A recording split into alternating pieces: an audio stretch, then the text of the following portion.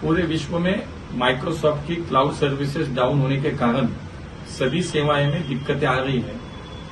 हमारे देश में भी हमारे एयरलाइंस सर्विसेज जो उसमें ग्राउंड ऑपरेशंस भी ब्रेक हुए हैं, लेकिन मैन्युअली अभी उस पर काम चल रहा है। डीजीसीए और मिनिस्ट्री ऑफ सिविल एविएशन उसका मॉनिटरिंग कर रहे हैं।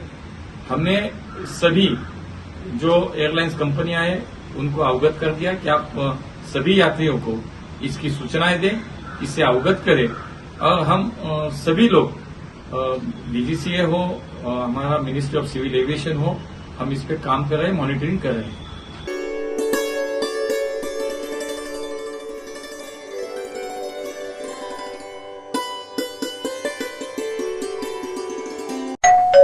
अहो उठा ना, ऑफिसला नाही का जायचं? अगं मला आज फ्रेशच वाटत नाही, काही करायची इच्छाच नाही. अहो मग तुम्ही आजपासूनच न्यू युनायटेड फार्मसीचे गुड मॉर्निंग चूर्ण घेणं सुरू करा. अपचन, मलावरोध, बद्धकोष्ठ, आम्लपित्त आणि पोटाच्या तक्रारींवर खात्रीशीर आयुर्वेदिक उपाय. गुड मॉर्निंग चूर्ण. 35 वर्षांपासून सगळ्यांच्या पसंतीचे गुड मॉर्निंग चूर्ण औषधांच्या प्रत्येक दुकानात मिळते.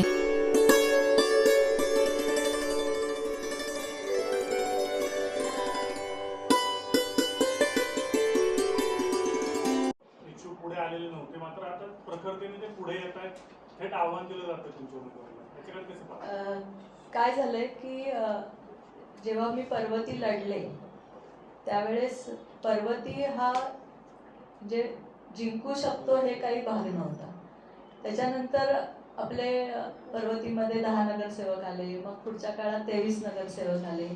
तर असं असतं की जेव्हा शेत खूप सुपीक दिसायला लागतं तर त्यावेळेस सगळेजण त्याच्यावर तुटून पडतात. तोपर्यंत शेती जिथे काही वाळवंट आहे आणि शेती होणार नाही असं वाटत असतं तेव्हा कोणी दुर्लक्ष करतात त्या गोष्टीकडे. चर्चा बाहेरचे लोक कोण करत असतील मला माहिती नाही. मी पर्वतीवर ठाम. आता स्वारगेट कात्रज मेट्रो ही फक्त आता कॅबिनेटकडे, म्हणजे आता सरकार सगळ्या इलेक्शन होतं आणि आता नवीन कॅबिनेट मंत्रिमंडळासमोर फक्त तो पास व्हायचा विषय, बाकी त्याच्याबरोबर कमिटीचे सगळे प्रोसिजर झालेले. हो वाटतं, म्हणजे त्याचा फॉलो करतोय आम्ही की आम्हाला असं वाटतं की स्वारगेटचं जेव्हा आपण मेट्रोचं स्टेशनचं उद्घाटन करू त्याच वेळेस स्वारगेट कात्रजचं पण भूमिपूजन करता यावं या प्रयत्नात आहे. काय आहे की पुणेकर हे खूप माहिती आहे ना आपल्याला.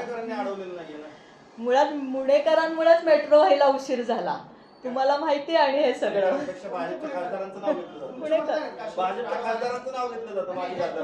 नाही, मी कोणाचं नाव नाही घेत म्हणलं.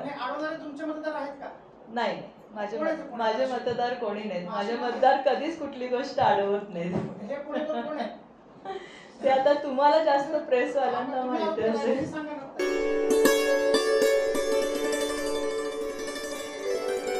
कारण जेव्हा आम्ही स्टार्ट केलं स्केटिंग, म्हणजे माझ्या तर मध्ये आणि वळी पण नव्हतं की मी एवढ्या लहान वयात जेव्हा आम्ही बेळगावला गेलो होतो तर रात्री 3 वाजता आम्ही उठून दिला. म्हणजे आम्ही ज्या दिवशी गेलो बेळगावला त्या दिवशी आम्ही दुपारी 12 वाजता रिंगमध्ये गेलो होतो आणि दुसऱ्या दिवशी पहाटे 6 वाजता आम्ही दिलं बाहेर, रिंगच्या बाहेर आम्ही काढलो.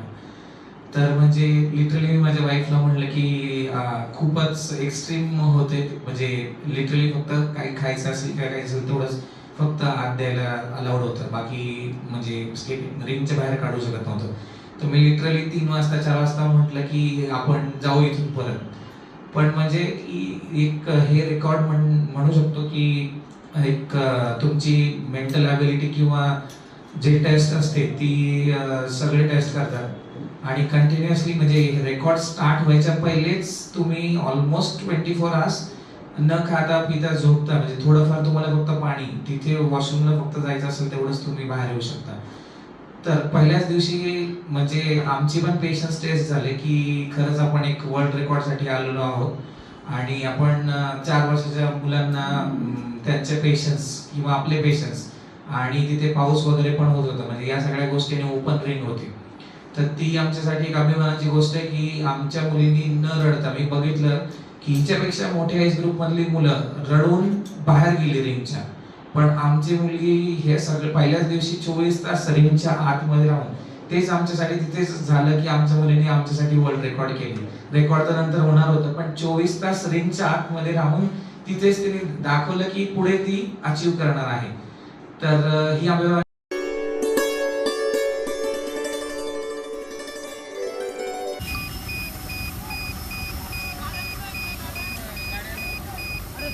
पोलिसांनी जेवण नाही केलं.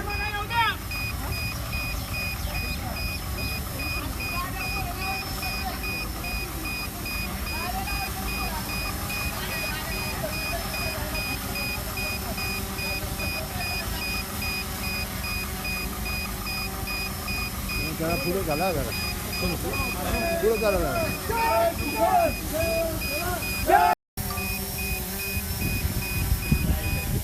सगळी यंत्रणा किती आहे का, कोण काय काम केले बाप ते, हा डोक्याला ताप आहे ना. हा शिक्षण फ्री झालंच पाहिजे, शिक्षण फ्री झालंच पाहिजे, शिक्षण फ्री झालंच पाहिजे. आमदाराचं पेन्शन झालंच पाहिजे, आमदाराचं पेन्शन झालंच पाहिजे, आमदाराचं पेन्शन झालंच पाहिजे. आज या सरकारनं त्यांना पोलीसवाल्यांना सांगून आज आम्हाला शेतकऱ्याला आणि सैनिकांना वेठीस धरलंय. ना आम्हाला पुढे जाऊन देतात ना आम्हाला मागे जाऊन देतात. आज आमचे 100 ट्रॅक्टर आणि सैनिक आणि शेतकरी सगळे यांना वाटतं की यांनी सगळ्यांनी फाशा घ्यावात, आमचे प्रश्न नाही सुटावात. त्याच्यामुळे आम्ही जी शांतता रॅली काढली होती ती हे करून देत नाही. तर हा सरकारचा प्लॅनिंग आहे, पण आम्ही तो यशस्वी होऊन देणार नाही. तर पहिलं देशासाठी जगणार, आता समाजासाठी जगणार. मरायची पळी आली तरी मरणार, पण आम्ही समाजाला न्याय देऊन मरणार. आम्ही ऐकणार नाही त्यावेळेस. शेतकऱ्याला हमी भाव, शेतकऱ्याला हमी भाव, शेतकऱ्याला हमी भाव, दुधाला भाव, दुधाला भाव, सोयाबीनला भाव, अरे कापसाला भाव, कांद्याला भाव, टमाट्याला भाव. अरे या सरकारचं करायचं काय, अरे या सरकारचं करायचं काय.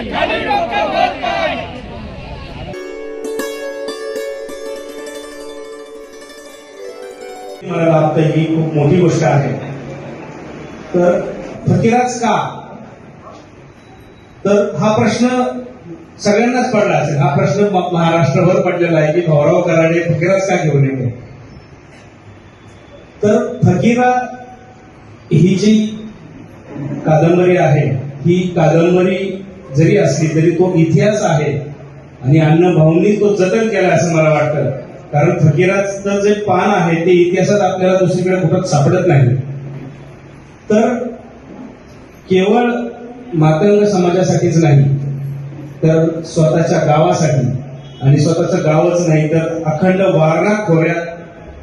वारणा खोरं स्वतंत्र करण्यासाठी पहिल्यांदा जो इंग्रजांच्या विरुद्ध उभा राहिला असेल तो तडफदार तरुण फकीरा, की त्या सळसळचं रक्त घेऊन इंग्रजांना नेस्तनाबूत करण्याची प्रतिज्ञा मला वाटतं वारणा खोऱ्यात त्यांनी पहिल्यांदा केली. त्यानंतर क्रांतिसिंह नाना पाटील.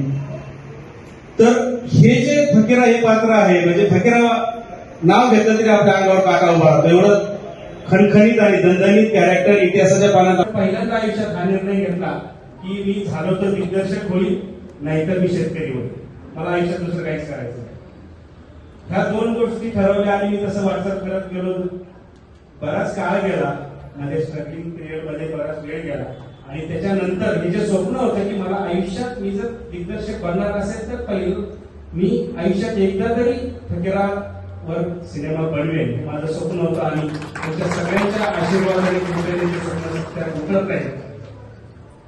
तर लवकरच फकीरा या कादंबरीवर, ही कादंबरी खूप प्रसिद्ध आहे, तुम्हाला माहिती आहे की 17-18 भाषांमध्ये त्याची जगातल्या भाषांमध्ये भाषांतर झालेली आहे.